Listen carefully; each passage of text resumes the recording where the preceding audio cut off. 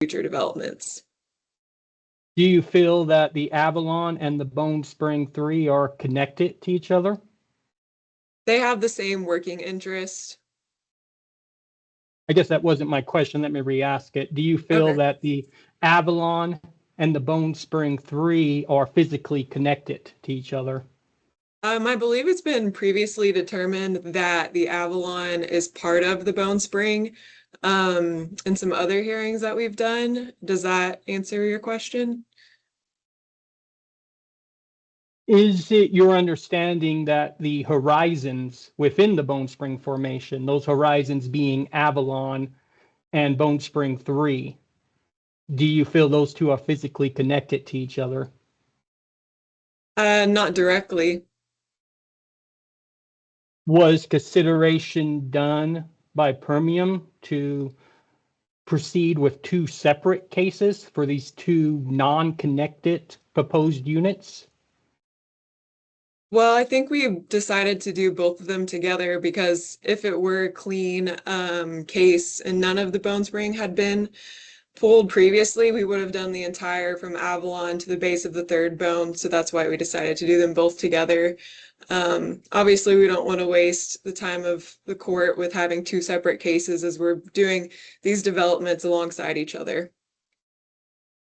Now, in the first three of these cases, that being 664, 665, and 666, is Permium proposing a well within the Avalon? Not at this time, but later in our development, we will be targeting the Avalon. We're waiting on some data before we get those proposals out.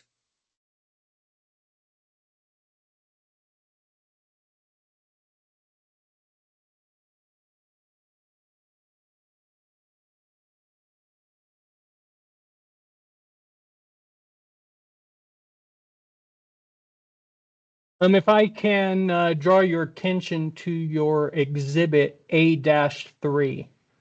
This should be a table with the different pooled, assumedly the different pooled persons highlighted in yellow. One moment. Do you have a case preference, Mr. McClure? I can share my screen. I believe it's all the cases has this same question, so dealer's choice, I suppose. I don't have a page number wrote on any of my notes, though. Yes, I'm looking at it. Okay, thank you, Ms. Armstrong. Is it accurate to say that the force or the persons that Permium is asking the division to force pull are those highlighted in yellow?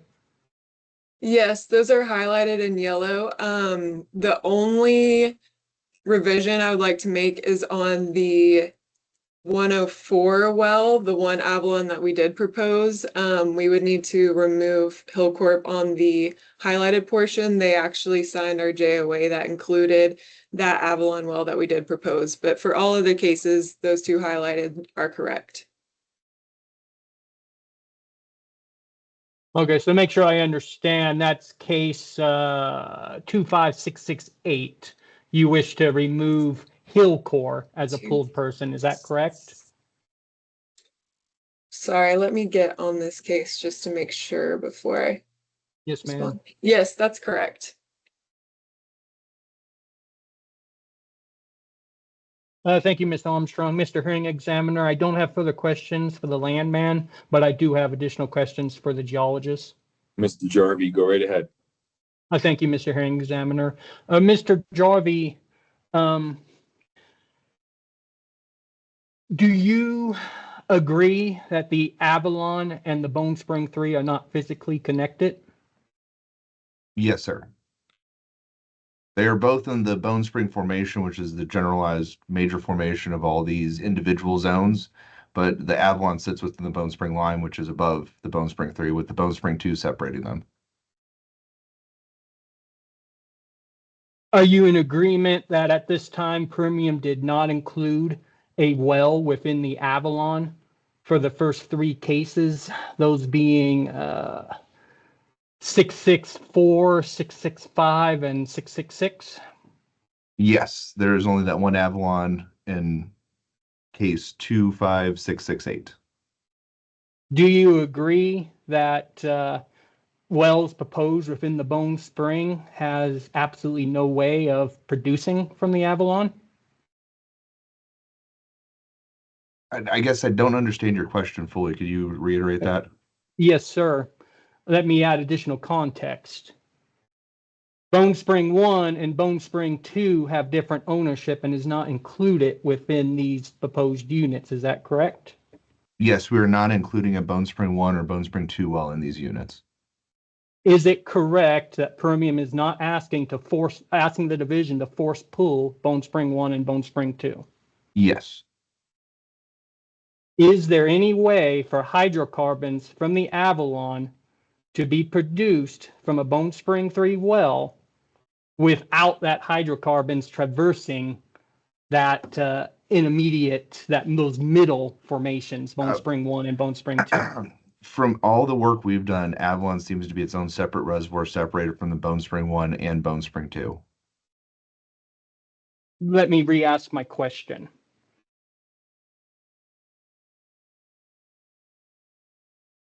Is there any way for hydrocarbons from the Avalon to reach the Bone Spring 3 without those hydrocarbons traversing the Bone Spring 1 and Bone Spring 2? I guess the question is, I'm sorry, I just want a little clarification there. Because the Bone Spring 3 and the Avalon are two completely separate reservoirs, we don't think that those reservoirs are connected in any way. Were they to be connected, is there any way for hydrocarbons to get from the Avalon to the Bone Spring 3 without traversing that middle rock? Well, no, but those hydrocarbons wouldn't traverse that middle rock. I understand, Mr. Jarvie. Let me back up.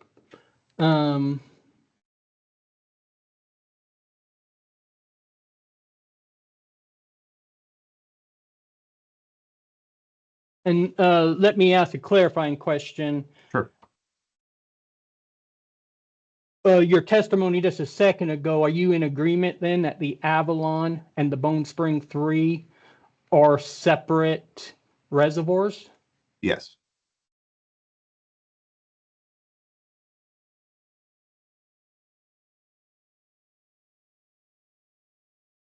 Okay, I have one further question, and actually for the fourth case, and actually I may need it from Ms. Armstrong, but let me ask you, Mr. Jarvie, in case you know the answer to it.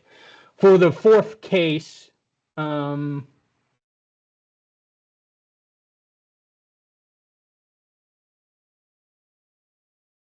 being 25668, does Permium have a preference in which well it would like to be approved first? We do not have a preference. But as we are drilling the other third bone wells, we'll obviously want to drill that additional fourth third bone well with the rest of them. Okay, so then would it be accurate to say that if Permian had to choose one or the other, it would prefer to receive approval of the Bone Spring 3 as of this hearing? Is that correct? That'd be correct. Okay, thank you, Mr. Jarvie. Mr. Hearing Examiner, I do not think I have any additional questions, and I believe we can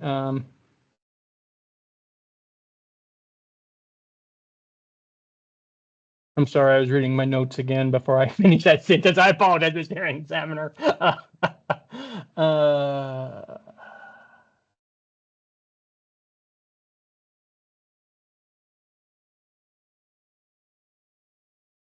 Yeah, actually, I do apologize, Mr. Hearing Examiner. That concludes my questions for the experts, but I do have a quick question for Ms. Pena. Go right ahead. Ms. Pena, Yes. I don't have it brought up before me, but I believe there's a conflict in dates between how the notice letter is dated and the notice spreadsheet for mailing. Can you please review those real quickly and let me know when the notice letter was actually mailed out? And for additional clarification, again, I don't have it right in front of me, but if I recall correctly, there's 1 day difference between what your notice letter is dated versus where you're saying it was mailed out. Yes, I see that. I believe that was just an error on our end. We meant to put September 23rd, which is, or I'm sorry, our notice letter is dated September 18th, but I think the mailing date went out in 2 separate mailings, maybe on the 22nd and on the 23rd. But Ms. Pena, doesn't your notice spreadsheet say that everything was mailed out on the 17th? Is that incorrect then? I'm looking at the wrong case. Okay.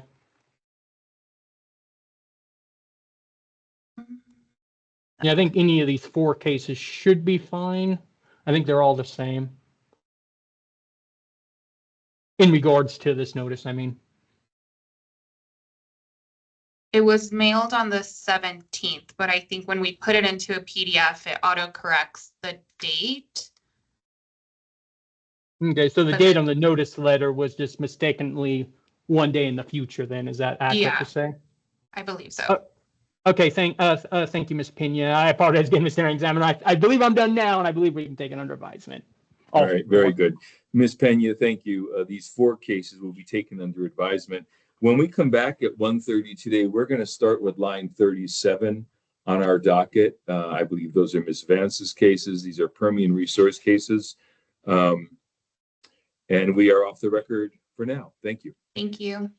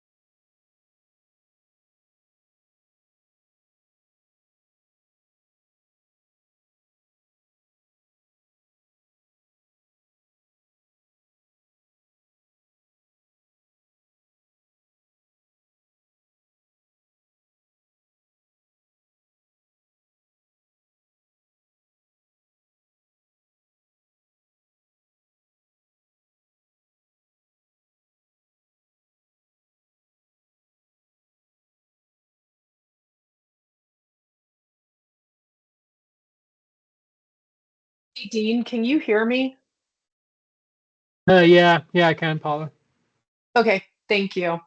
I've been having audio issues and I just like to confirm before we get started with stuff. Thanks. Well, it's cleared up currently, at least. If it goes south, it's not my fault.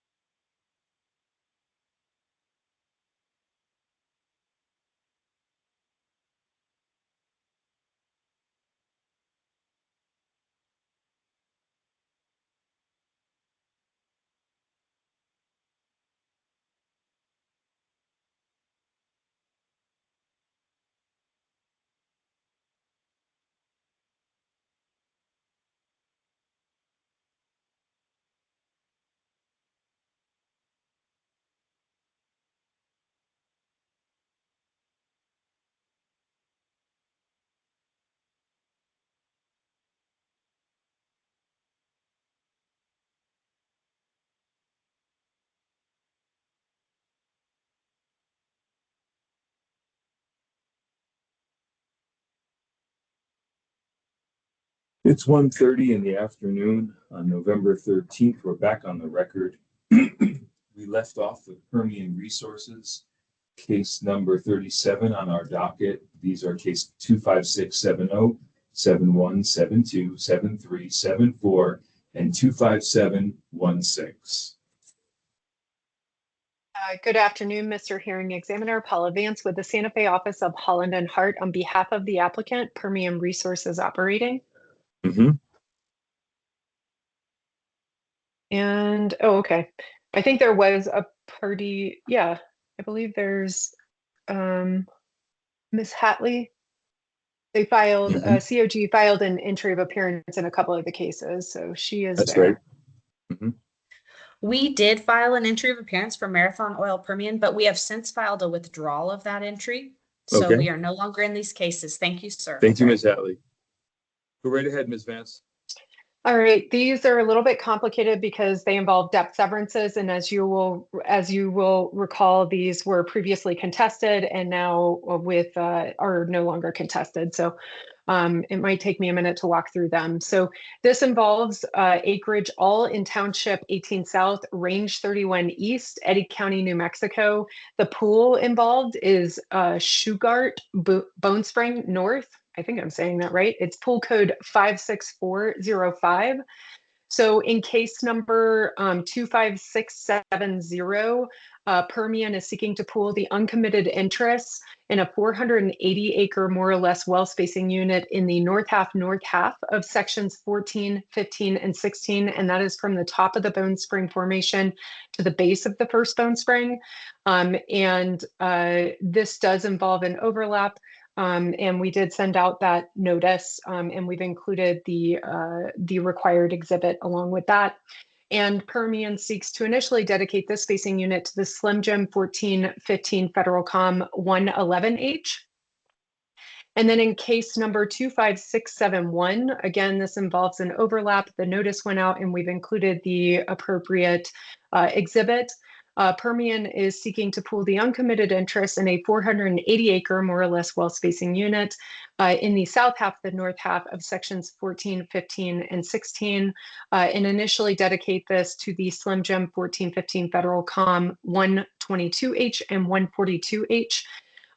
And then in case number 25672, this Permian seeks to pool a 960 acre, more or less, well spacing unit in the south half of sections 14, 15, and 16 from the top of the Bone Spring Formation to 9,397 feet total vertical depth, and initially dedicate this spacing unit to the Slim Jim 1415 Federal Com 123H, 125H, and 144H.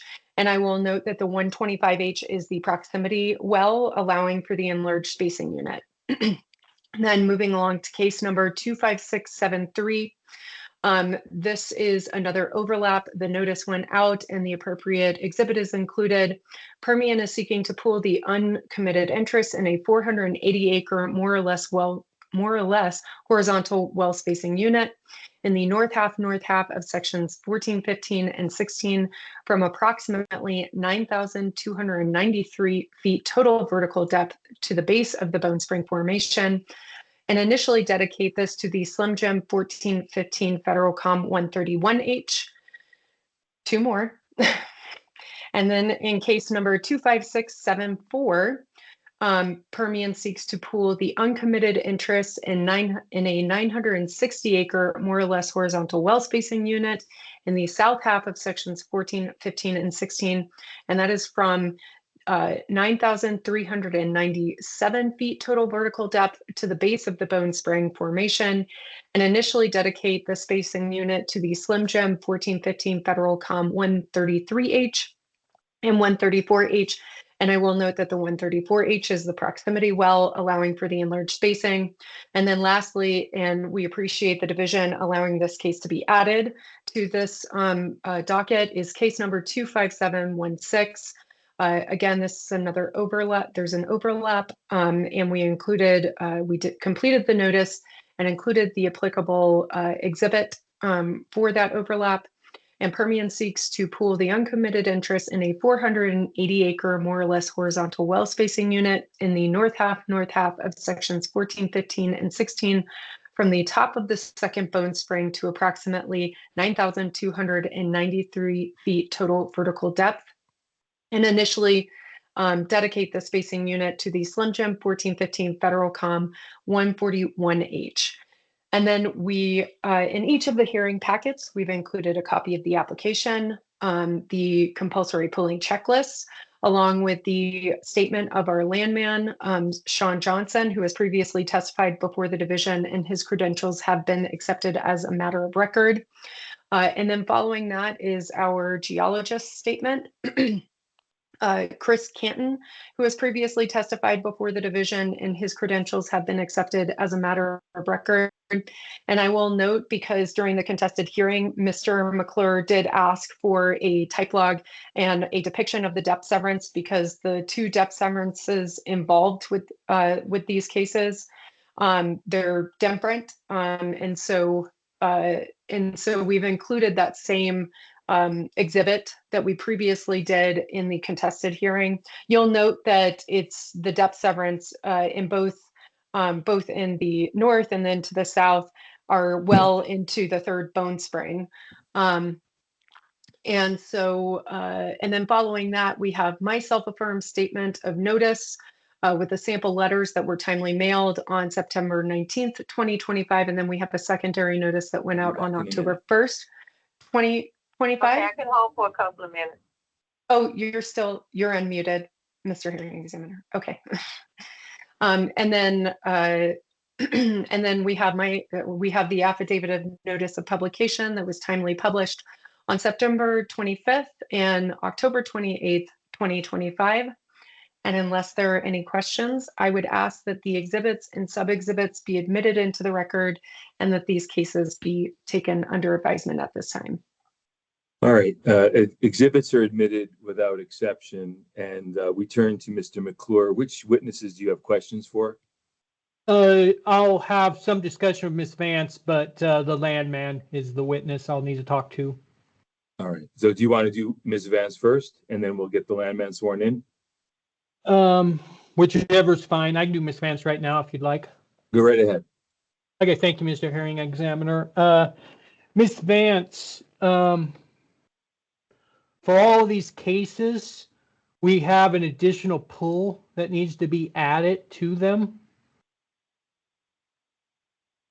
The one that you have is the Sugar Bone Spring North. That one is correct, but that's only correct for section 16.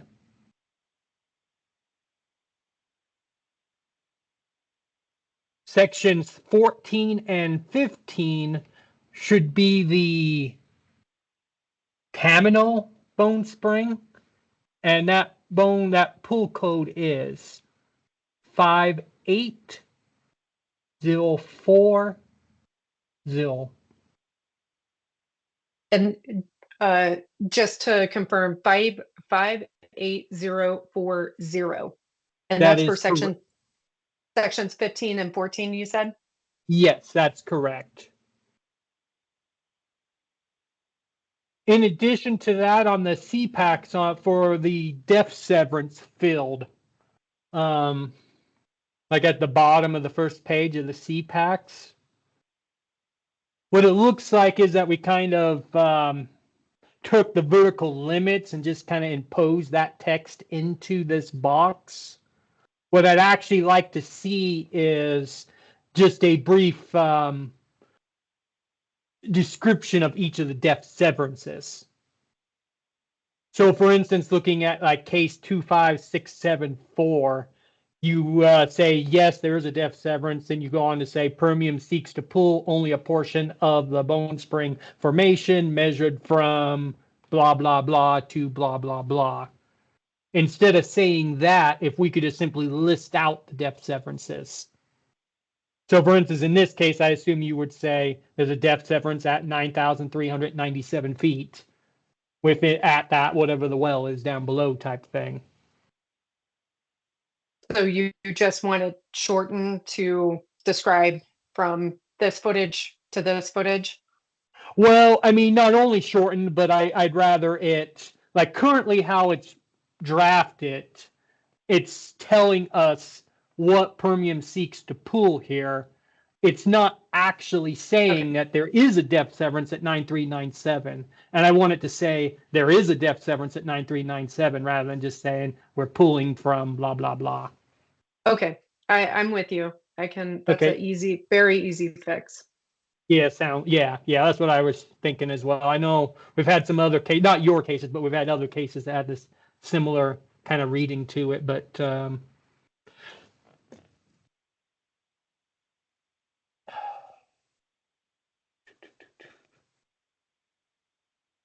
Thank you, Mr. Vance. Mr. Hearing Examiner, I think my other quick discussion Okay. might be best with the landman. All right. Let's get you sworn in, Mr. Johnson. Would you raise your right hand, please?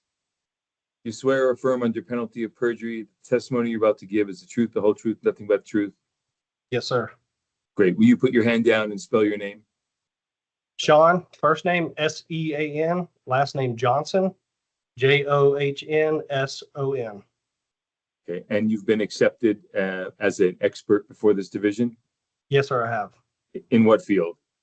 Petroleum land management. All right. Mr. McClure, go right ahead. Thank you, Mr. Hearing Examiner. Mr. Johnson, very brief, like only a couple sentences if we can fit it in there.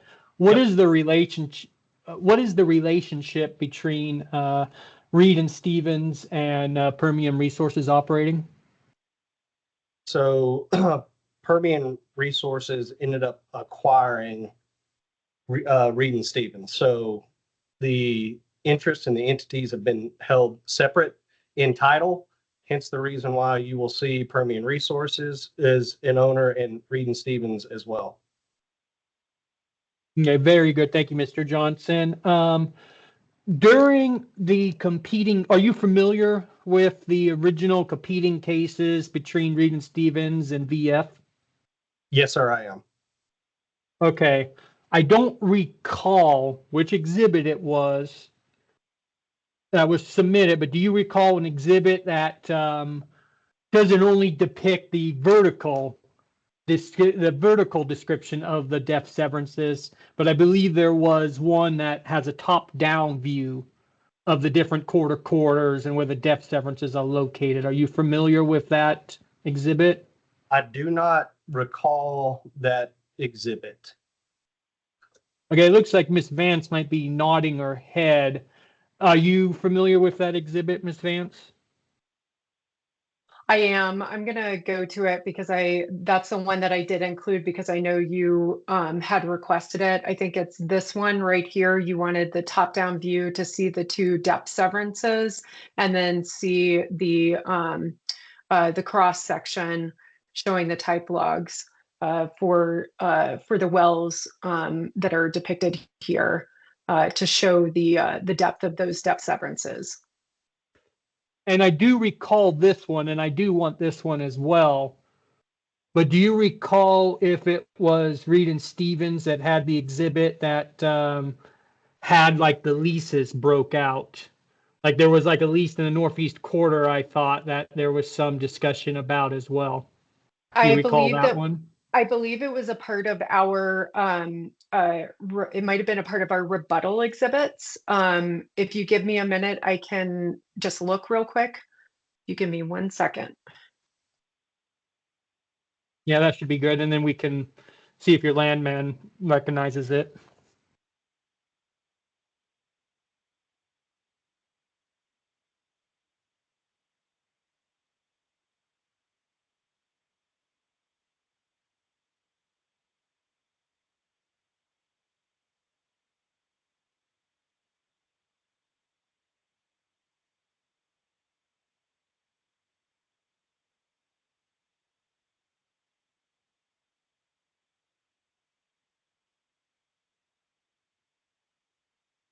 I think it was this one, but tell me if I'm wrong. Was it No, this? that's not the one I'm referring to. The one I was referring to should be talking, I believe it only has section 14, I think, is the one that has all the depth severances in, if I recall correctly. Okay, let me pull up the hearing packet.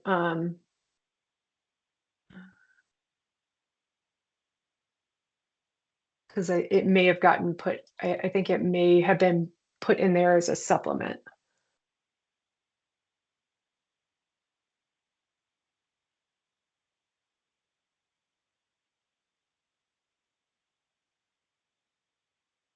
It may also be that I'm forgetting something about something I got seems right, but Mr. Johnson, am I recalling correctly that there's more depth severances in section 14 in addition to the ones that's in that northwest quarter and another one in the southwest quarter?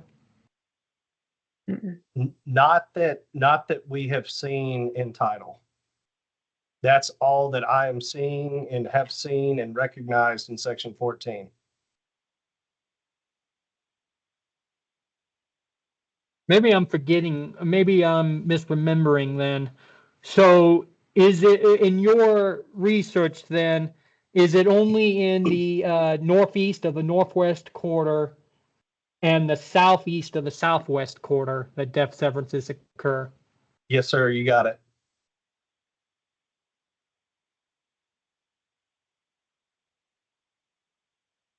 Okay, and then the depth severance that's in the northeast quarter of the northwest quarter, is that the one that there was some discussion about one of the title, one of the something in the record was showing like 3 foot different between two different historical documents there or not? I don't recall what you are referring to. What I can say is the depths that were in the application that was given to Miss Vance should be the correct depths referencing the depth severance that you're referring to.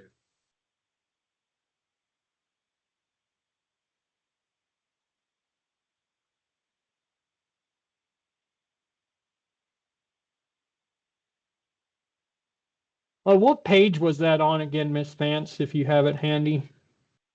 That has the overhead. Oh, never mind. I'm with it. Page 49 of 58, correct? Well, it depends on what Oh. hearing packet you're looking at. But Yeah. that sounds right. It's around there in the page 40s. Page 40 of the hearing packets.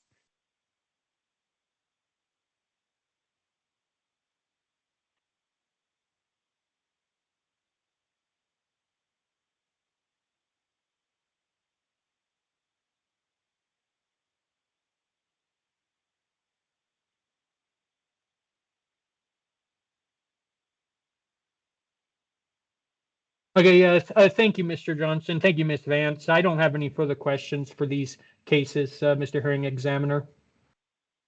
All right, so based on our discussion this morning, you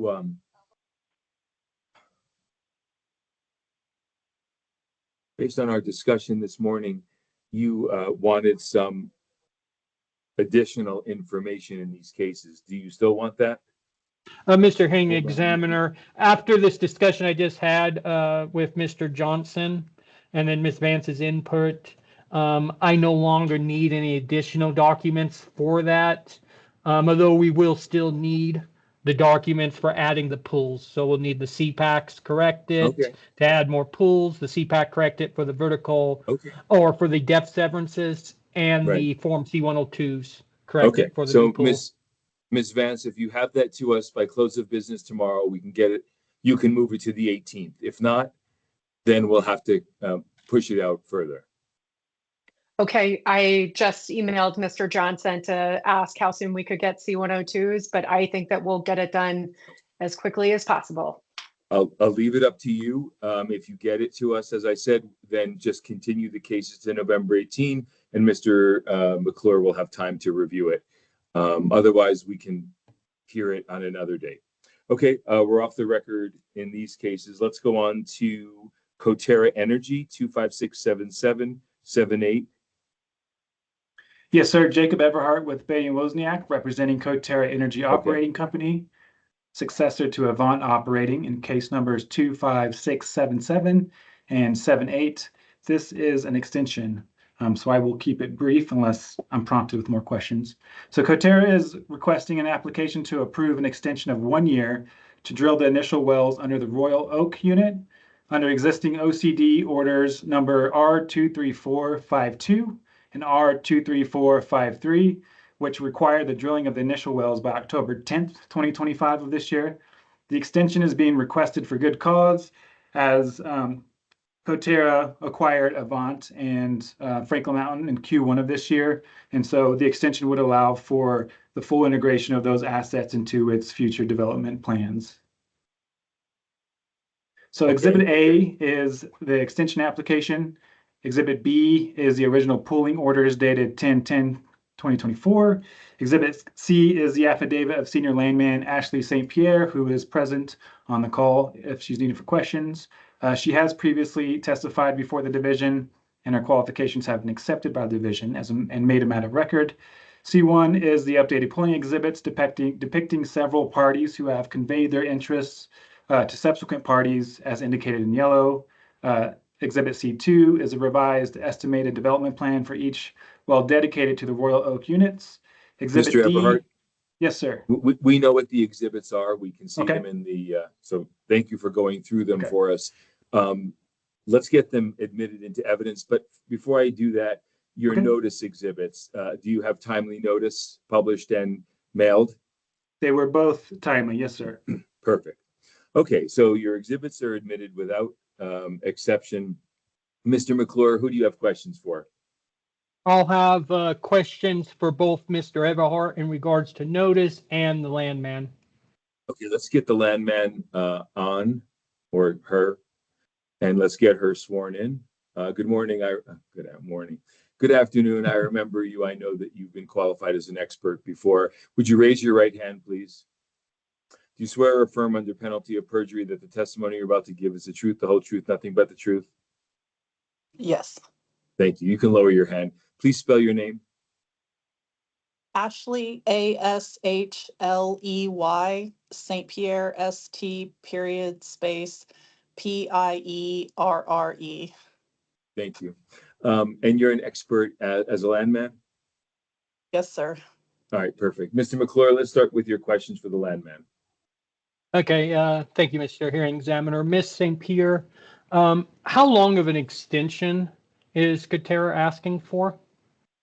We are asking for 1 year, so October 2026. We have between both of the orders, it's a 16 well program. To date, we've drilled 11 of them. We've drilled 10 wells under the Bone Spring order and 1 well under the Wolf Camp order. We are completing those right now, and we expect to turn those online about the second week of December. So we just need an extension for the 5 left to drill, and we attached a 5-year development program to our exhibits. Yeah, and see that 5-year development program, I guess, is what's prompting my question. Is if I recall, There's several of them that's on your developmental plan that say 2 years. Is that referencing 2 years from the initial order then? Rather than the new order? It would be the new order. But yes, I see why you're asking that. Okay, so, but included in your statement and the application that was provided to the interest owners, is Katera only asking for a 1-year extension in those documents? Yes, that's correct. Okay, so then let me repeat my question. With consideration that there's a schedule in there, is it accurate to say Katera is only asking for the order to be extended for 1 year? Yes, sir. Okay. Thank you, Ms. St. Pierre. Mr. Evanhart, when was public notice conducted for these cases? Yeah, so public notice in terms of publication to the Hobbs News Sun was October 30th. And certified mailings to interested party was October 21st. Now, when you were considering the 10 business days, did you consider Veterans Day? I'm not sure if we contemplated that in our notices or not.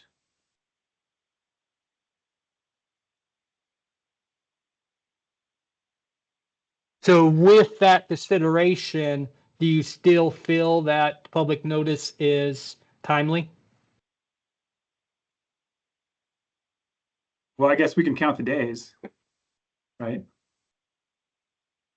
I'm trying to think how to approach this. I guess I would say it's a division's position that it's not timely, and it'll have to be continued to cure notice for that. But in addition to that, if I can draw your attention to the newspaper clipping for the second case, the 25678. Okay, Do you have it in front of you, Mr. Evanhart? I do. Yes, sir. Okay, I'm not like directly looking at it right now, but as I recall, there's like the bottom is like there's like a bottom clipping that's like over the top of there's a piece of the newspaper clipping that's obscured. Do you see what I'm referring to? So I'm going to share my screen just so that we're looking at the same thing. Mhm. And you're referring to, Yeah, you see where there's like, yeah, right, kind of where your mouse is there. Yeah, yeah, Okay. yeah. It looks like there's a piece of the newspaper clipping that was like overlaid there. And so there's a piece that's missing out of it. Do you see what I'm referring to? I do. Yes, sir. Are you in agreement with me that that kind of looks like that's what's happened, or there's a fold or something there? Yeah, it looks like there may be some information that's missing there. But if you look at the party list, there's quite a long list of folks to be noticed. And I'm not sure that we have direct control over how that occurs in the newspaper, but I can look into that. Yeah, if I were to ask you to get provided to us a copy of like the entirety of what is included there. Ideally, we'll have a picture of the clipping like we do there, except not obscured. If you're not able to achieve, or if you're not able to attain that from the newspaper, then if you can provide us with a text of what it should, what was included in there, and then Okay. just certify to it yourself that that is in fact what was placed in the newspaper. Yep, we have what we sent over to the Hobbs News Sun, so we can kind of go both ways on there. Get you what you need. Yes, sir. Okay, very good. And ideally, we'll have the newspaper clipping. Only if you're unable to attain it from the newspaper would be the reason to go with the other approach. Okay, understood. Mr. Hearing Examiner, I don't have any further questions for either of these cases. All right, thank you. Mr. Everhart, will you be able to submit what Mr. McClure asked for by tomorrow, 5 p.m.? Yes, sir, we can. Okay, if you can do that, then you can move your two cases to the November 18 special docket, Okay. and we'll finish hearing them then. Yes, sir. All right, anything further?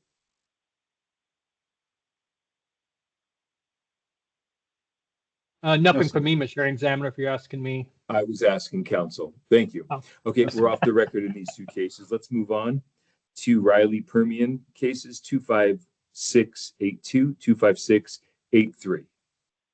It's me as well, Jacob Everhart with Betty Wozniak, representing Riley Permian, and case numbers 25682 and 25683. I don't see any other parties. Please proceed. Okay. In case 25682 NA3, Riley is requesting applications to approve a standard horizontal spacing unit and compulsory pooling. And 25682 requesting the approval of 159.94 acre more or less standard horizontal spacing unit composed of the north half of the south half of section 6, township 18 south, range 27 east, Eddy County, New Mexico. The unit will be comprised of the Malco B6, FedCom 5 and 6 wells. The wells will produce in the Red Lake Glorieta Yeso Formation pool code 51120.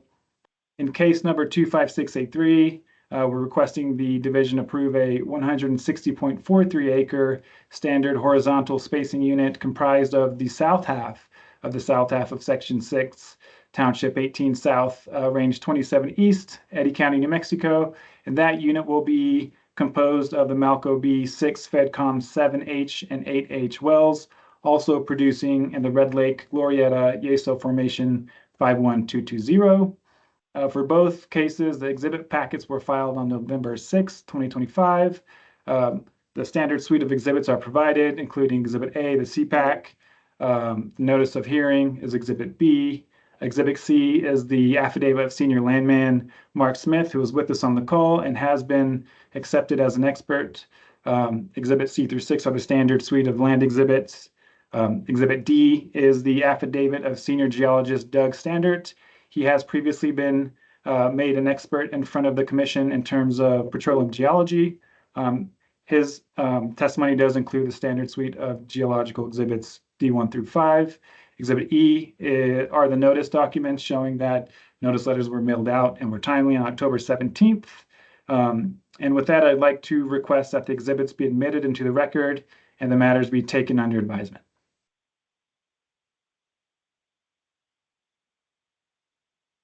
I think you're muted, Mr.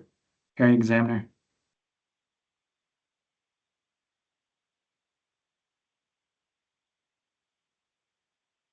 Okay, your exhibits are admitted without exception. Do you, did you have the same issue with notice that you did in the other two cases? I can pull that up. Thank you. I don't believe we do. Letters were sent out on October 9th to interested parties. And I'm looking at the newspaper notice, the publication that was sent out on October 16th of 2025. Okay. All right. Okay, let's, Mr. McClure, you have questions for the landman? Yes, I do, Mr. Hearing Examiner. Mr. Smith, please raise your right hand. You swear or affirm under penalty of perjury that the testimony you're about to give is the truth, the whole truth, and nothing but the truth? I do. Great. You can lower your hand. Would you spell your name? Yes. Mark Smith, MarkSmith. And you've been, well, I recognize you, so I know that you've been accepted as a landman before this division. Mr. McClure. Thank you, Mr. Hearing Examiner. Mr. Smith, is it accurate that Riley is only requesting or is requesting the division to force pull only Hillcore and XTO in both of these cases? Yes. Okay. Looking at your summary of contacts, it's your exhibit C6. Are you familiar with what I'm referring to, Mr. Smith? C6.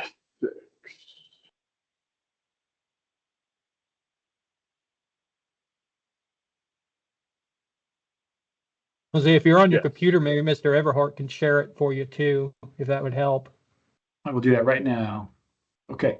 No, I've got it in front of me.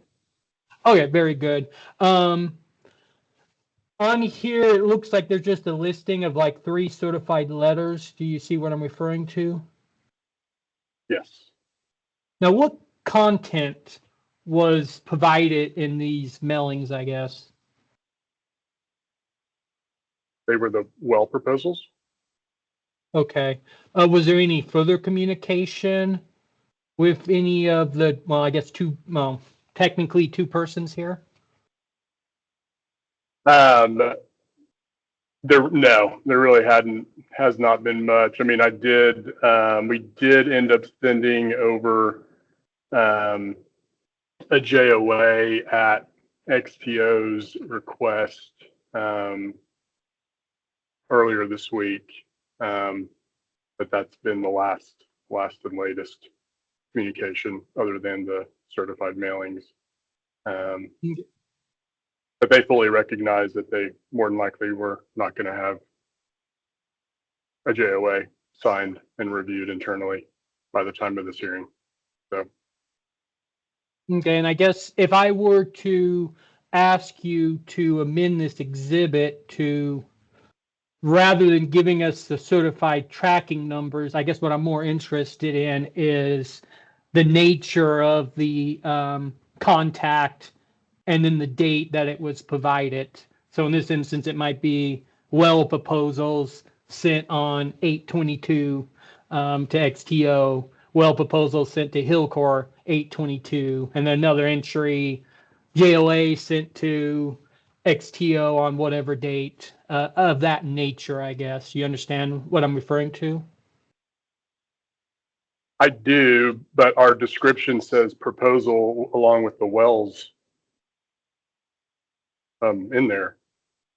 So says recipient, and then it says description. And there was a proposal for those following wells when they were sent and when they were received. But I can certainly add in the email that we got this week, which was after the exhibits were due. But I can certainly add that in. Well, I had it initially, I guess now that you mentioned, I had initially, let me start over. I hadn't initially considered your description field there. So actually thinking about that, was the JOA mailed by the point that these exhibit packets were submitted to the division? No, they were just emailed to them this week. That's when they were requested and sent over via email with the acknowledgement from XTO stating that more than likely they weren't going to have it reviewed and sent back in time, but that they would have no objections to the pooling itself. So, okay, well, with further consideration to that description field, I won't ask you to amend this exhibit, but just going forward for future cases, if you could consider the format, I guess, that I was just kind of laying out and what's kind of more consistent with our more normal way of formatting it. yes, sir. Thank you, Mr. Totally Smith. understand. Yes, sir. Thank you, Mr. Smith. Thank you, Mr. Hearing Examiner. I have no further questions for either of these cases. And with my discussion with Mr. Smith just now, I believe we can go ahead and take these cases under advisement. All right, excellent. Thank you, Mr. Everhart. We will take these two cases under advisement. Thank you. Thank you. All right. And your previous two for Coterra, those will come back on the 18th, most likely. Yes, sir. All right.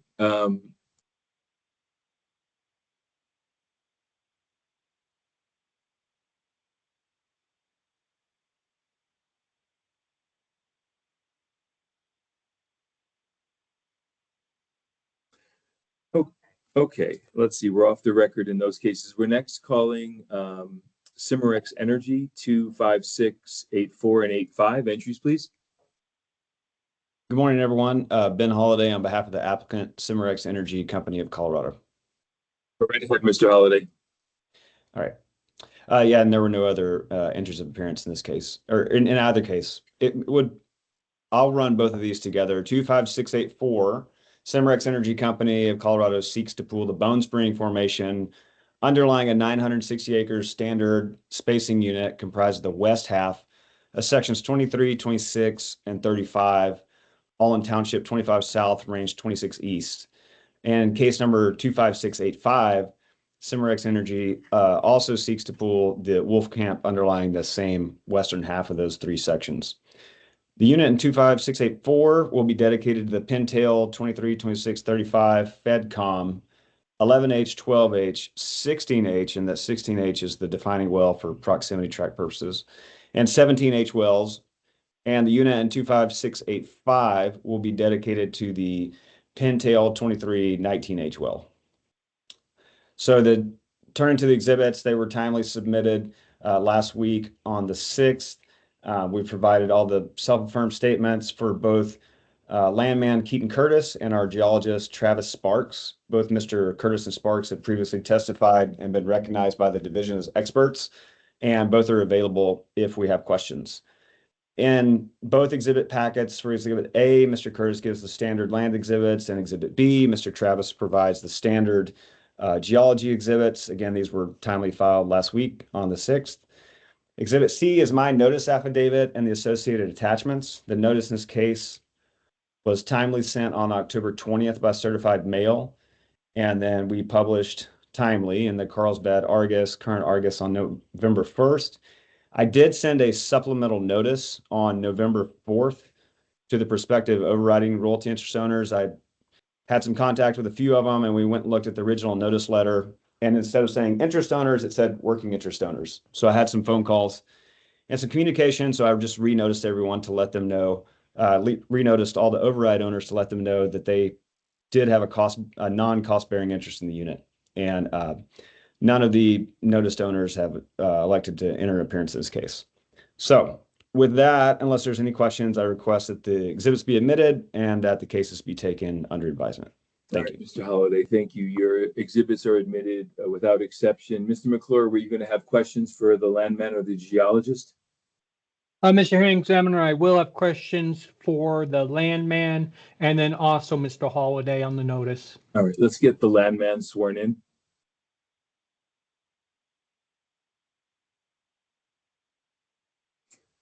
All right, Mr. Curtis, would you please raise your right hand? Do you swear or affirm under penalty of perjury that the testimony you're about to give is the truth, the whole truth, nothing but the truth? I do. All right, I recognize you. I know that you've been qualified as an expert for this division. In what field? Petroleum land. Land. Okay, Mr. McClure, go right ahead. Thank you, Mr. Hearing Examiner. Mr. Curtis, I'm looking at the first case, that being 25684. For the 16H well, what is the feetages for the first take point and last take point for this well?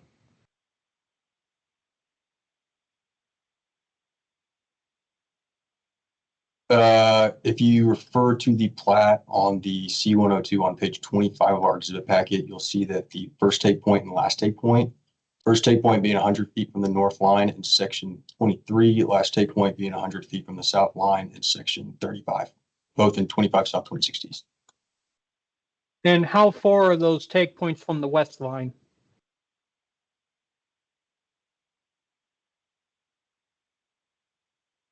Going off the center point in this plat, it is going to be 1558.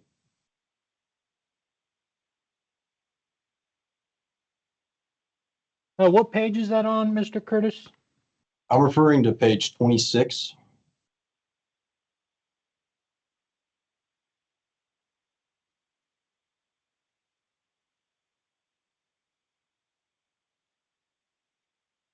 Oh, I see. You're looking at the center. You're looking at section 26, where it says 1551.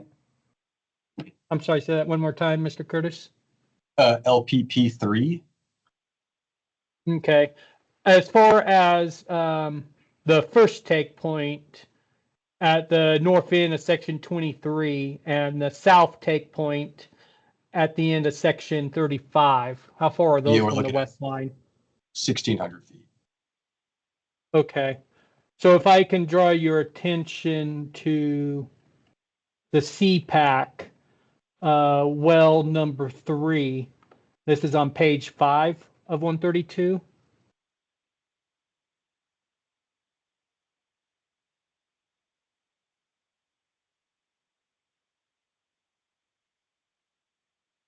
You said CPAC? Yeah, the compulsory pooling administrative checklist. If you have the exhibit pack in front of you, it's page 5 of 132. Got it. Yeah.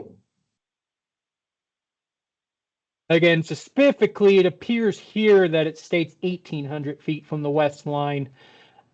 To confirm that there's a typo here in the CPAC in regards to the first and last take point for well 3, is that correct? It appears so. Yes, sir. Okay.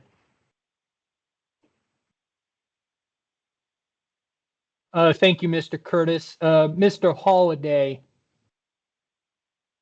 when was the public notice conducted for these cases?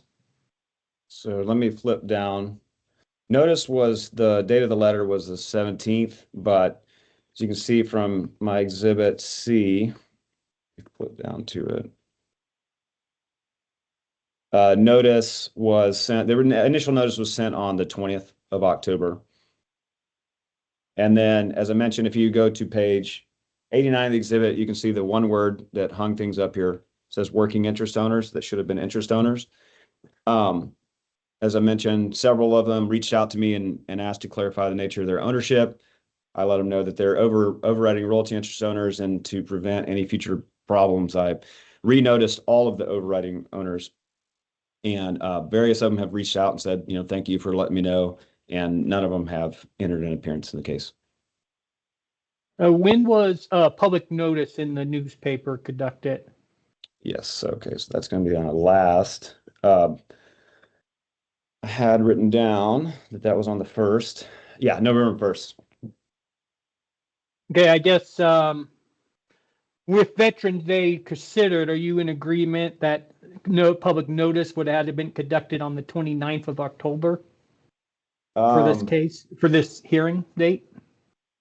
We can certainly renotice people. I don't believe that I understand you're going to say the division's position is it should have been on the 29th. November 1st was more than 10 days in advance of the hearing, even considering Veterans Day. So I feel like no notice of the publication notice was timely filed, but if it's the division's preference, we can certainly refile the affidavit of publication. Well, you don't need to refile when we're out of date, like when we're not 10 business days prior to the hearing, we don't have to refile anything. We just have to continue the cases to allow notice to run until 10 business days has passed.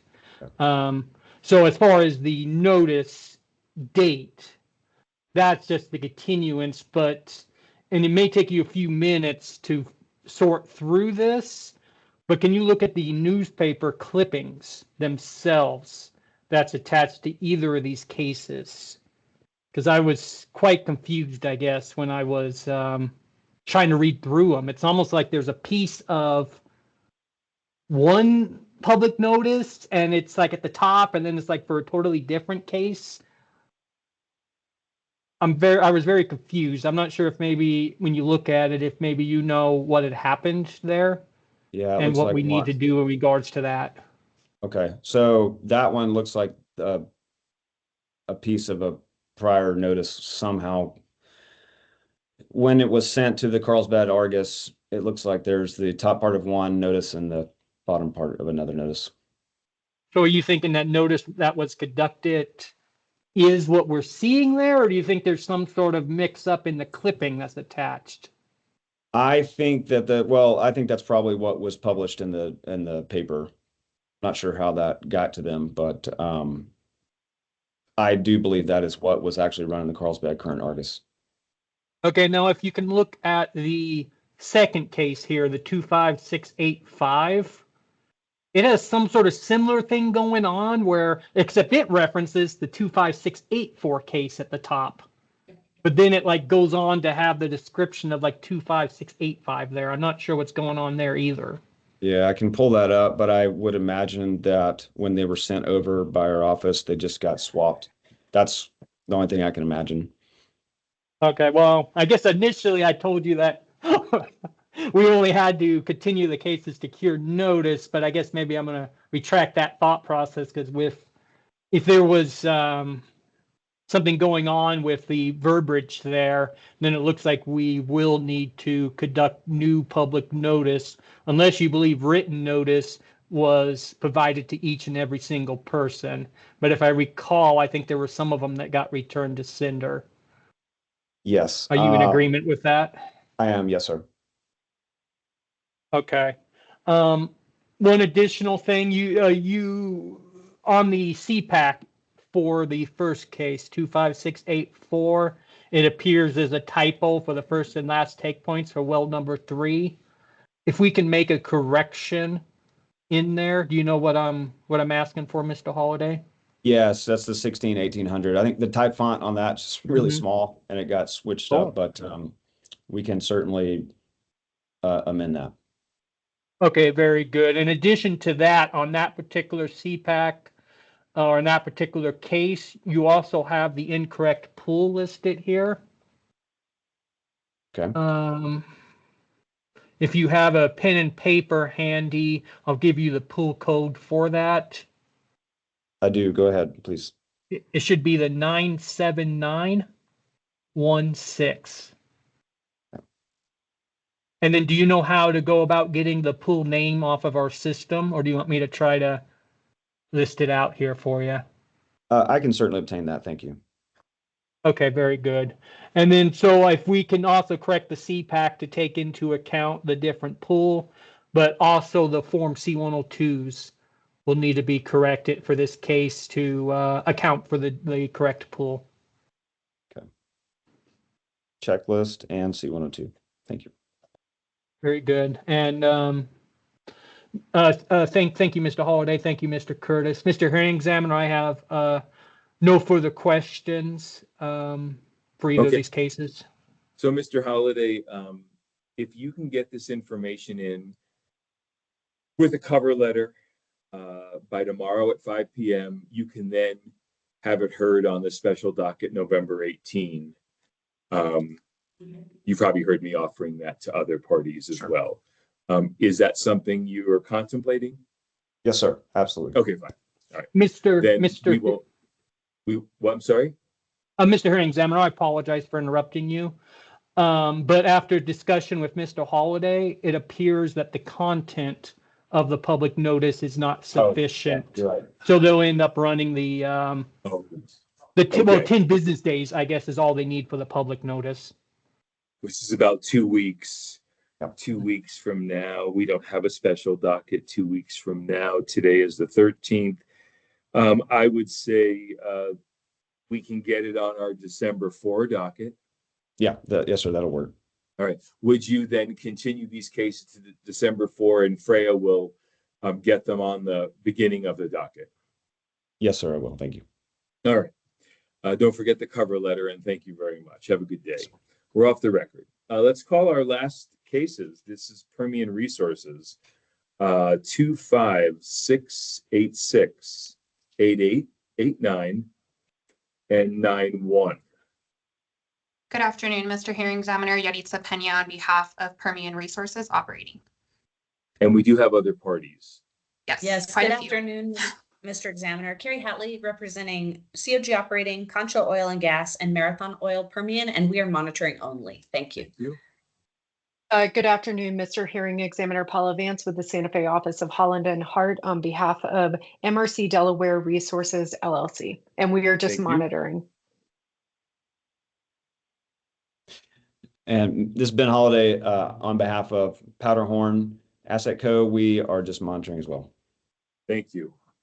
Go right ahead, Ms. Pena. Thank you. In case number 25686, Permian Resources seeks an order pooling all interest in the Bone Spring Formation, underlying a 480-acre standard horizontal spacing unit comprised of the north half of Section 7, Township 19 South, Range 28 East, and the north half of Sections 11 and 12, Township 19 South, Range 27 East in Eddy County, dedicating that unit to the Alpine Eagle 711 State Com 131H well. In 25688, Permian seeks an order in the Bone Spring Formation, this time in the north half, south half of Section 7, 11, and 12. In 25689, Permian seeks an order in the Bone Spring Formation in the south half of Section 7, 11, and 12. And finally, in 25691, Permian Resources seeks an order in the Wolf Camp Formation, underlying a 480-acre standard horizontal spacing unit in the south half, north half of Section 7 and 11 and 12. Exhibits were timely filed for these cases last week, and we attempted the new ownership commitment exhibit as a standalone exhibit, but in future references, we'll put it in the landman exhibits. We include the landman testimony of Adam Reeker, who has previously been admitted to testify as an expert in petroleum land matters with the division when he previously worked for ConocoPhillips.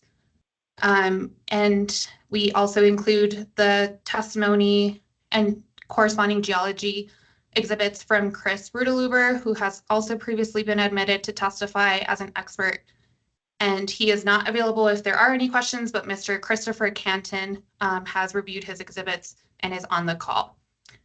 Finally, we include our notice exhibits with copies of the notice letter, which was timely sent to all parties on October 24th, and our affidavit of publication, which we have realized is untimely by 1 day. It was published on October 30th. So we asked the division if we can come back on the Tuesday special docket to perfect notice.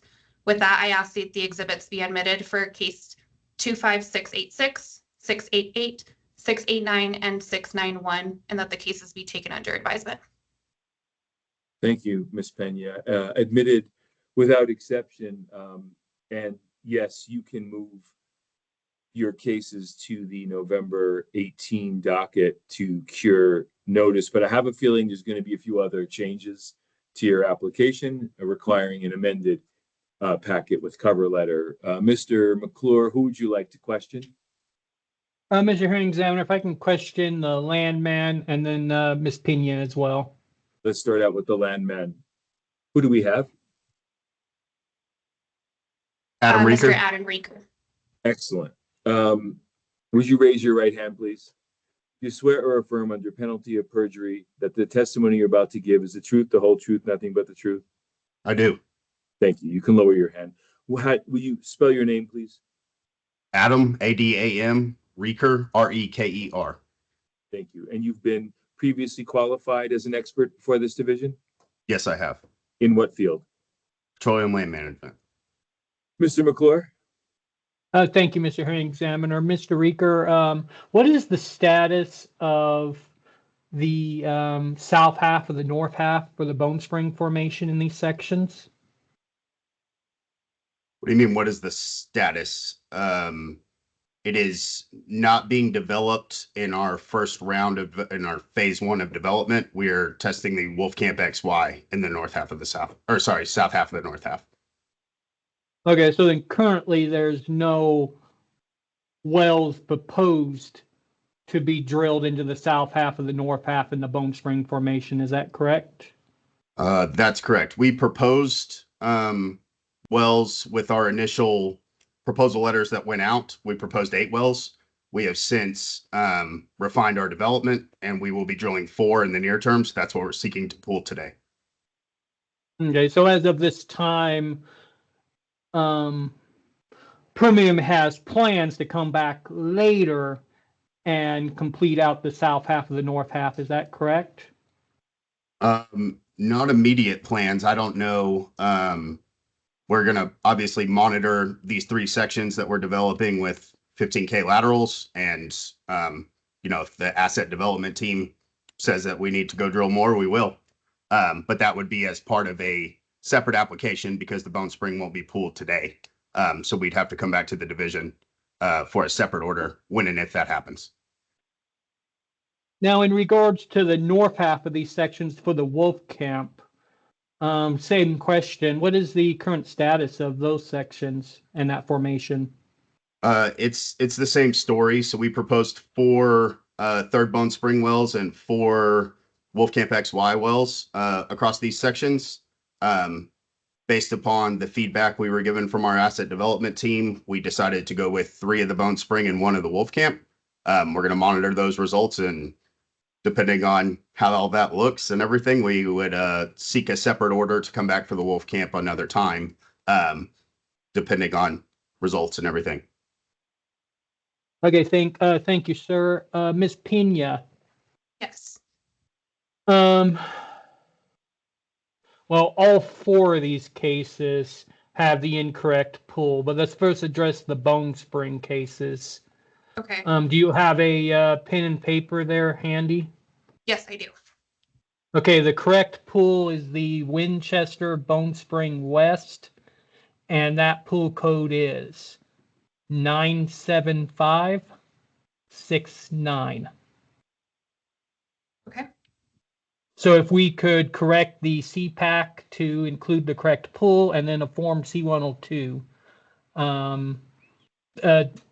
for the correct pool as well. Will do. Now, the more problematic case, let's talk about case 25691. Okay. I'm just bringing up the.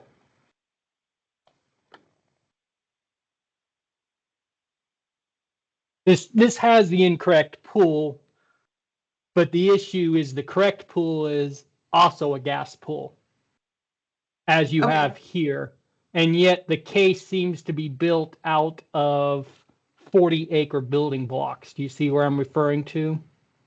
Yes, I do see that. A gas pool is required to be built out of 160-acre building blocks. So this Yes. case fundamentally has issues associated with it. At this point, do you know what your client may wish to, how your client may wish to proceed here? I would have to have a conversation with them and see what our options are on that. I think we kind of need to. I think we kind of need to have that discussion to see if Permium even wants to proceed with that case, or just request a dismissal and refile it with the appropriate tracks included in it. Could we have until Tuesday when we come back on these other 3 cases to make a determination on how we can amend these exhibits or amend the application in this case? It looks like it looks like our hearing examiner is nodding his head, and I don't see an issue with it. If he doesn't procedurally see that issue there. Okay. In regards to correcting the exhibit packet, Mr. Hearing Examiner, should we have him get the packet corrected on the off chance that they wish to try to proceed here, or just deal with this once we have a determination next Tuesday? Let's, on the one case, and I think the case you're talking about is 91, right? Yes, Mr. Hearing Okay. Examiner, 91. On 91, don't amend anything. Just have your discussion with the client. Come with us. Come to continue all the cases, all 4 cases to the November 18 docket. Get in your amended exhibit packets with cover letters by 5 p.m. tomorrow so that Mr. McClure has time to review before Tuesday's special docket. But on Tuesday, tell us how you want to proceed on 91. Okay, we can do that. And if I can ask Mr. McClure about the correct pool for this area in the wolf camp. I can provide that. I was going to say you're not going to need to worry about it if you're not submitting amended exhibit packets. But just so you have it, because you'll have to refile. I mean, potentially you'd be refiling anyway. The correct pool for that is the Millman Wolf Camp West gas, and the pool code for that is 81395. Okay, thank you. So, Ms. Pena, depending on how you want to proceed on case number 91, if you want to file an amended exhibit instead of dismissing and refiling, which I know there's benefits to doing both, how will that affect notice and when the case could be heard? So if we continue forward with this application and we amend, if we stick with the same unit, then I think notice isn't an issue as long as it's, I mean, our publication notice is already pushing it by 1 day. So we would come back on Tuesday and maybe have amendments to the testimony of our landman about how they are planning to develop this spacing unit for the wolf camp. But if they have other decisions and if we're dismissing and refiling, that would go to the next available docket as a new application. Sure. I think what I'm trying to say here, though, is no matter which direction you go, whether it's amending or whether it's dismissing and refiling, it won't be heard further than telling us how you want to proceed on Tuesday. We won't be reviewing exhibits on Tuesday for case number 91. So if you want to amend your application, the soonest we could hear that would be December 4. Okay, correct. All right. Making sure, of course, that notice is not a problem with the amendment.